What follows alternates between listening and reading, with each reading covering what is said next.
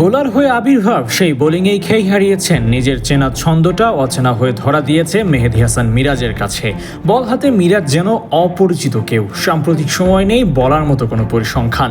তবে কি ধীরে ধীরে বোলিং সামর্থ্যের ঘাটতির মুখে পড়ছেন মেহেদী মিরাজ?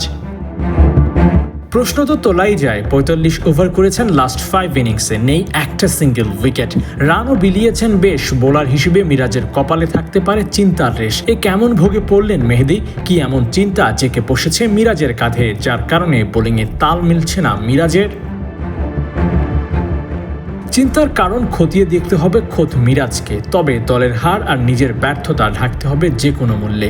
চলমান লঙ্কান সিরিজে কামব্যাক করতে হবে তাকে। উইকেট তোলা আর রান করার খেলায় পারবেন তো মিরাজ কামব্যাক করতে দরকার তুখোড় মানসিক শক্তি। বিধ্বস্ত হওয়া দল আর নিজের খারাপ সময় থেকে বের হতে মিরাজের দরকার আছে মিরাকল ঘটানো, যা তিনি ঘটিয়েছেন এর আগেও।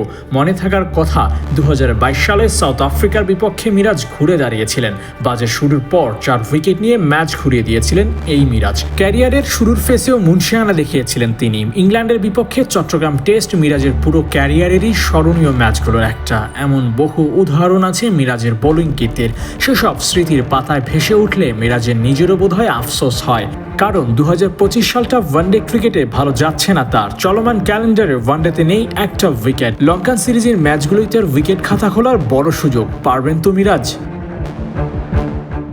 পারতে তাকে হবেই। সাকিব পরবর্তী সময়ে দলের বড় দায়িত্বটা তো তাকেই নিতে হয়েছে। কামব্যাকের গল্পটাও সাজিয়ে গুছিয়ে লিখতে হবে এই টাইগারকে। আবু নাইম, ৭১।